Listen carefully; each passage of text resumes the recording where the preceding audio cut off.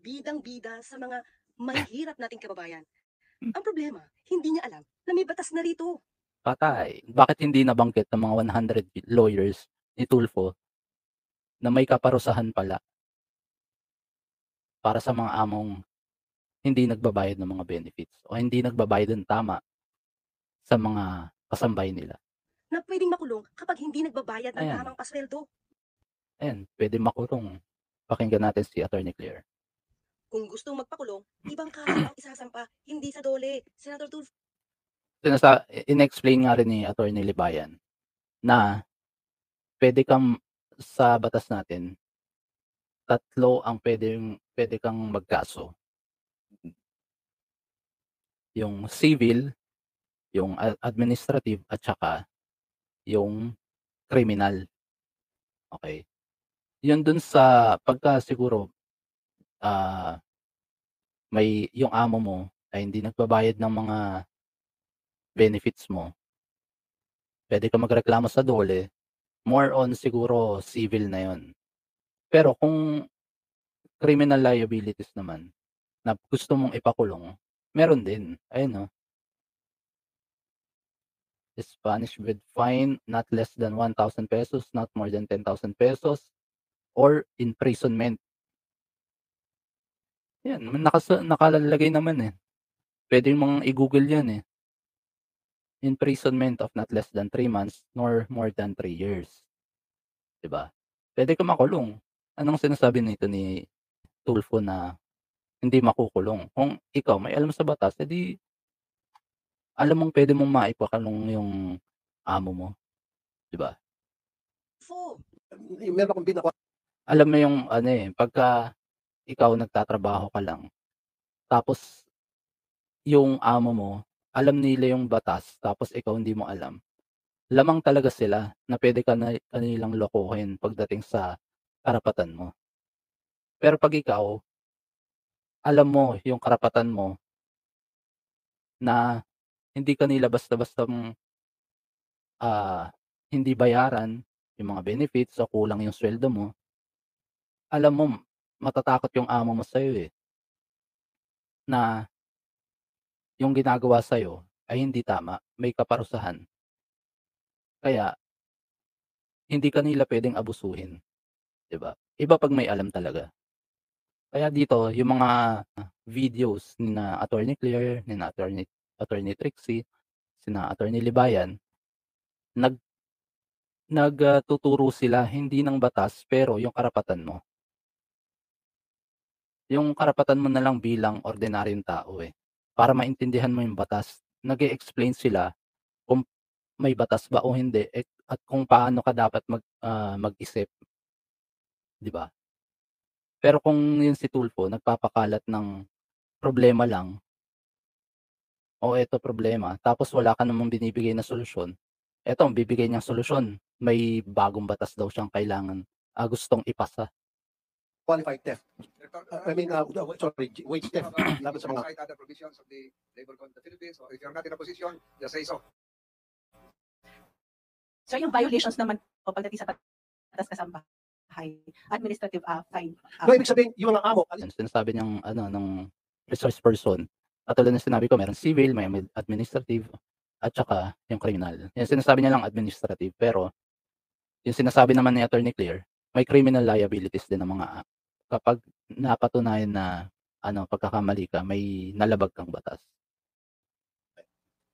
kahit na sino, Kasi nasi-sense ni Raffy Tulfo pagka alam niyang kaya niya yung isang tao, nasigaw-sigawan, tapos ang magagawa na lang ng mga resource person niya na kung sino man yung naatake niya, na umuo na lang ng umuo para lang ma-satisfy si Tulfo sa gusto niyang marinig, 'di ba? Pagka ano, naamoy na ni Tulfo na wala kang maisagot o alam niyang kaya niyang i-bully ka, aatyakihin ka plus lakas ng boses. Alam mo 'yun?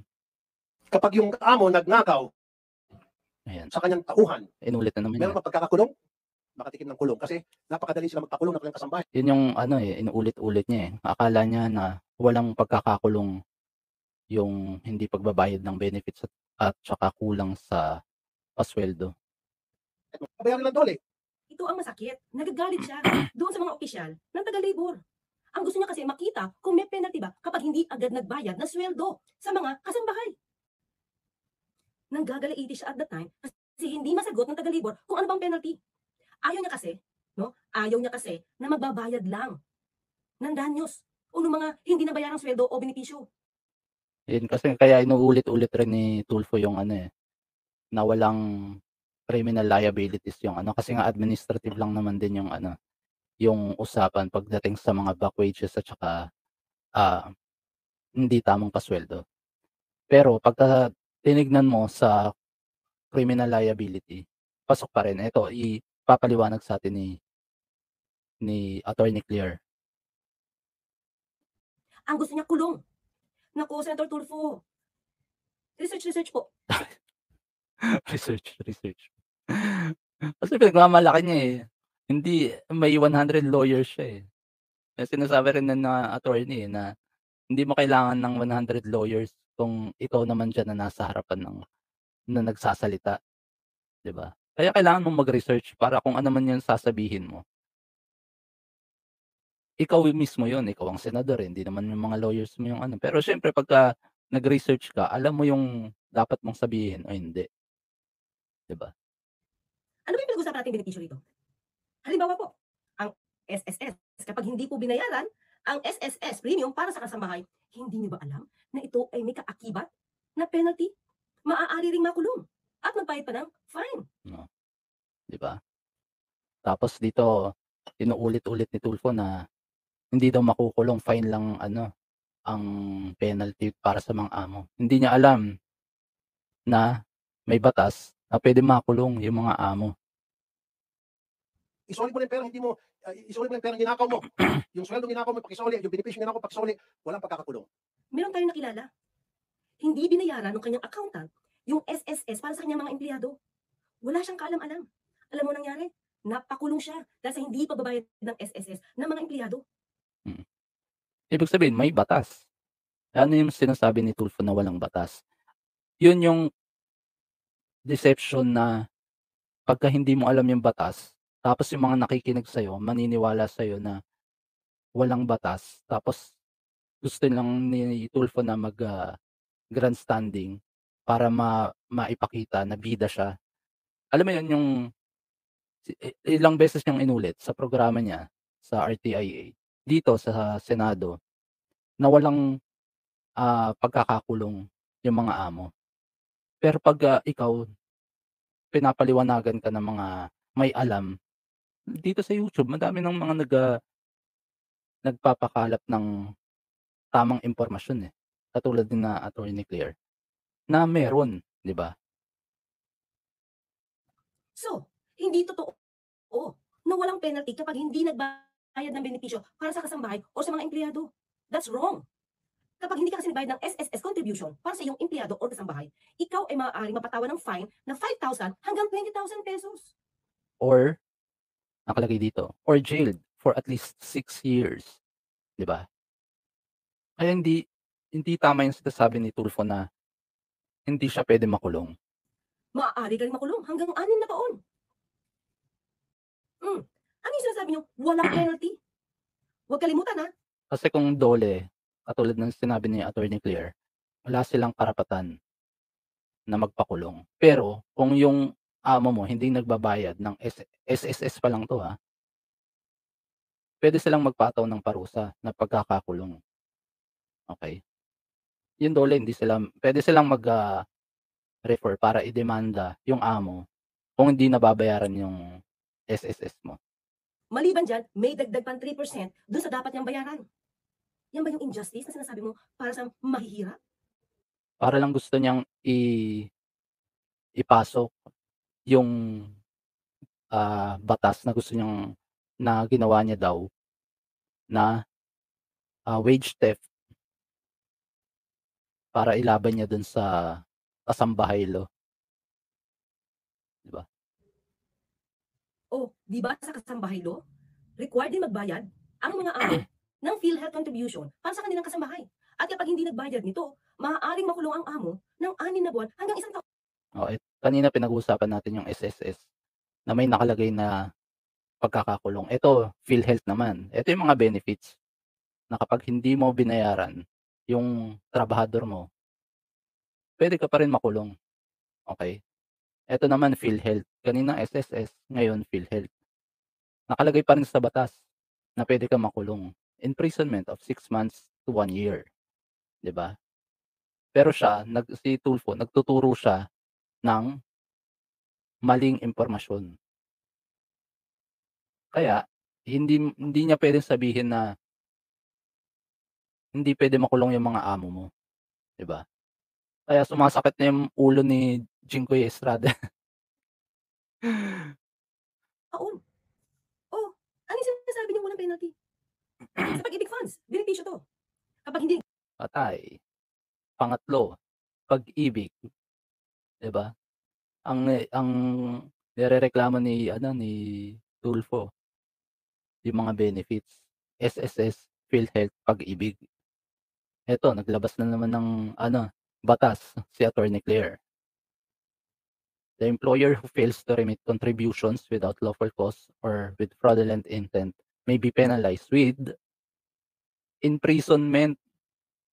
Imprisonment up to 6 years. Doon pa lang nabastos na kaagad si Tulfo Kasi yan yung lagi niyang binabanggit sa programa niya. Kaya yung mga nakikinig naman sa kanya, sinasabi na ang batas ay para lang sa mayayaman. Pero pagka ikaw, alam mo yung karapatan mo, kahit mahirap ka man, alam mong may parusa pa rin sa mga among mga hindi nagbabayad ng mga benefits. Malakas ang loob mo na makipagbardagulan kahit hindi ka lumapit kay Raffy Tulfo.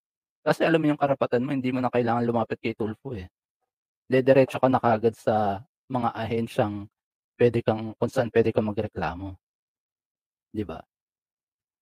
bayad si amo, maaaring makulong si amo ng 6 na taon. So, dapat mag-research. Alamin kung ano na yung pwedeng gamitin. Hindi yung nanggagalaiti kayo dyan o galit na galit kayo dahil hindi nakukulong yung mga amo. Meron tayong batas. Meron na po tayong batas tungkol dyan. O, tungkol naman hindi sa pagbabayad ng sweldo. Sabi ninanakaw daw yung mga sweldo na hindi ibinibigay sa mga kasambahay. Teka lang. May batas na rin po tayo dyan. Panahon pa po ni FDR. O, ano Si FVR, si Fidel V. Ramos, panahon pa, ibig sabihin sobrang tagal na. yung batas ito? Ito yung RA 8188. An act increasing the penalty and increasing double indemnity for violation of the prescribed increases or adjustment in the wage rates. Amending for the purpose Section 12, Republic Act number 6720, otherwise known as the wage. Ito yung yung hindi lang nagbayad ng tamang pasahod yung amo. Okay? Nasa batas na. Panahon pa ni FVR, ni late President Fidel V. Ramos. Rationalization Act. Dito sa batas na to, kapag napatunayan na nag-violate yung amo sa hindi pagbibigay on time ng sweldo at kapag siya ay natulang nag-violate, i-require siya at bibigyan siya ng order na bayaran ng doble yung amount na hindi niya nabayaran. And those employers who refuse or fail to pay the minimum wage rates ay maaari silang bigyan ng order na magbayad ng fine na not less than 25,000 pesos. Nasa batas na rin, patay. Yung kapag hindi ka talaga, hindi ka nag-i-inform o nag-aaral, si tao senador ka pa naman, tapos ang papairalin mo lang dyan pride mo. Patay na tayo, patay na ang mga Pilipino. In-explain ni attorney dito na kapag hindi lang nakapagbayad ng tamang pasweldo, nagbayad silang ng below minimum. Yan, nakalagay dito, Section 12. Fine, tapos, and both such with imprisonment at the discretion of the court. Diba? May pagkakakulong.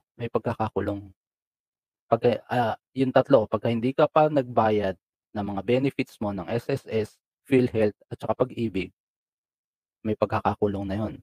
Eto naman binabanggit ni Attorney Claire na hindi ka nagbayad ng tamang pasahod mo o kulang pa sa minimum, ay may pagkakakulong pa rin, di mali na yung mga pinagsasabi ni Tulfo. Misinformation, fake news, kasi lumalabas na sa ano, sa mga social media na wala pa daw batas. Kaya pag-isipan natin kung nakaka-disappoint ako, nadi-disappoint ako para sa mga kababayan natin. Boboto tayo ng mga senador nang walang alam sa batas kasi ang gusto nilang ipasa ay meron ng batas. Di doble-doble lang yung mga hearing, yung mga, para maisabatas yung bill niyo, may batas na. Imbes na kung ikaw alam mo yung batas, tapos i-o-offer mong maging batas, 'di ba? Ang laking diferensya na nun. Hindi masasayang yung 6 years mong nakaupo diyan sa Senado para gumawa ng mga bagong batas. Pero kung ikaw, madalas kang nagpapagawa, Puwede ko sabihin nagpapagawa kasi siyempre hindi naman ikaw ang nasa papel, ikaw ang pangalan na nasa papel. Pero ang nagka-craft naman yan yung mga lawyers mo, Tapos sisisihin mo yung ibang senador kung hindi naipasa yung batas mo o kaya yung ibang senador na nagpasa ng batas na nakakatulong tapos sasabihin mong walang kuwenta, 'di ba? Parang kapal na ng mukha yun, dahil sa yung pride mo na nagbabanggit ka na walang batas, na meron naman, tapos magpapahiya ka pa ng ibang tao, na sasabihin mo yung batas na ginawa nila, walang kuwenta. Well, in fact, yung mga nagpasa naman nun, hindi lang si Jinggoy Estrada, pinag-aralan din yan ng mga ibang mambabatas natin, 'di ba? So yun lang gusto ko rin na mapag-usapan ngayong araw. Dahil sa tingin ko yung mga ganitong nagsasalita siya na wala pang batas, na meron na naman, sayang lang yung oras na dapat na-resolve na kaagad nila, 'di ba? Kung alam nila yung batas, ta's na-resolve na kaagad nila, kung kailangan man ma-amend o ma-repeal yung meron ng batas, magawa na dapat, ng mabilisan. Wala ng hearing na ganito na nasasayang lang yung oras niyo, di sayang din yung mga pinapabayad sa inyo ng taong bayan, 'di ba? Sayang oras, sayang pera. Para lang din maipakita sa inyo na sana sa susunod, pag-isipan niyo kung sinong iboboto niyo. Hindi porket nakatulong siya, sabihin niyo na nakatulong siya dahil namimigay siya ng pera, nakatulong siya dahil mabait siya, hindi ibig sabihin na yung trabahong 'to, para sa kanya. Kasi kung wala ka namang alam sa batas, ipapamukha mo pa na walang batas, pero hindi mo naman alam yung batas, dahil meron na nga. Ang magsa-suffer nito, yung mga mahihirap nating mga kababayan, naghihikaos katulad ng mga sinasabi niyo, 'di ba? So, yun lamang po. Sana may natutunan po kayo sa walang kakuwenta-kuwenta nating video natin ngayong, and, paki-follow po ako sa Facebook page natin, and, sa YouTube, paki-subscribe na rin po ako sa YouTube page natin, and, hanggang sa susunod na video. Okay? Salamat po sa mga sumubaybay dito sa video natin, okay? Hanggang sa susunod, ingat po kayong lahat. Ciao, ciao.